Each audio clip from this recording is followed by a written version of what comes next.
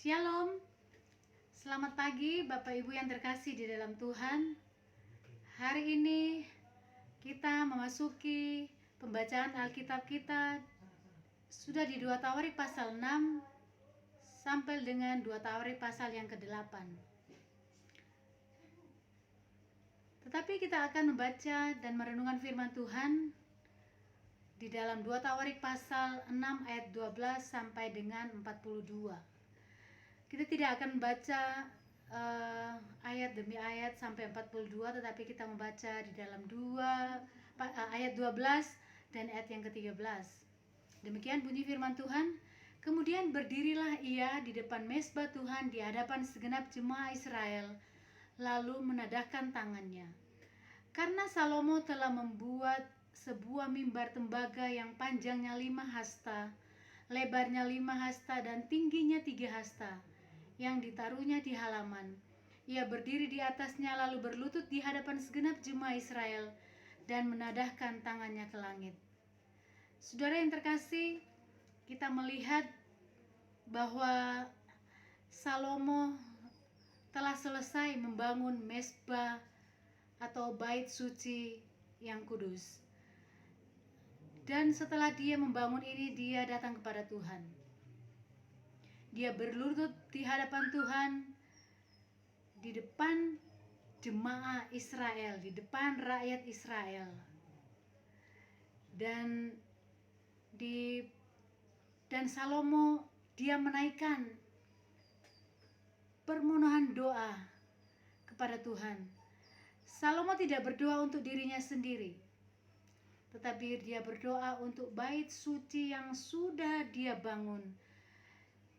Dia memohon kepada Tuhan supaya Tuhan Allah terus berada di bait kudus yang sudah dibangunnya ini.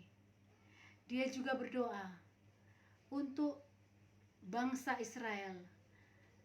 Dia berdoa supaya Tuhan mengampuni dosa-dosa mereka.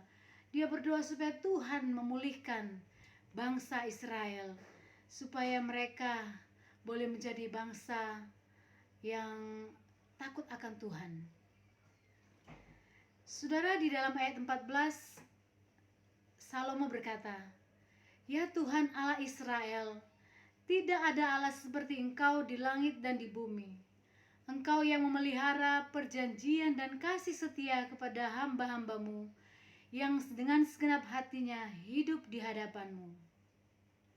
Kita tahu bahwa Salomo adalah raja yang kaya raya. Salomo adalah raja yang berhikmat, raja yang berkuasa.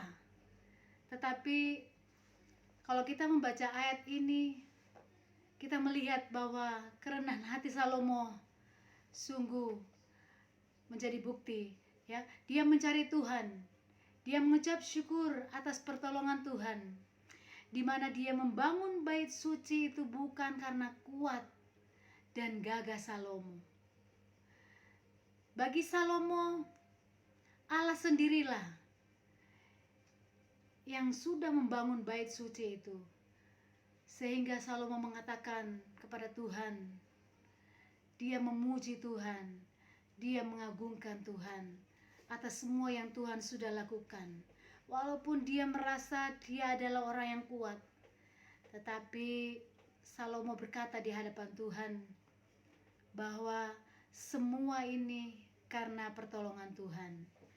Kita perlu belajar dari Salomo sekalipun dia adalah raja Israel, tetapi hidupnya membutuhkan penyertaan dan pimpinan Tuhan.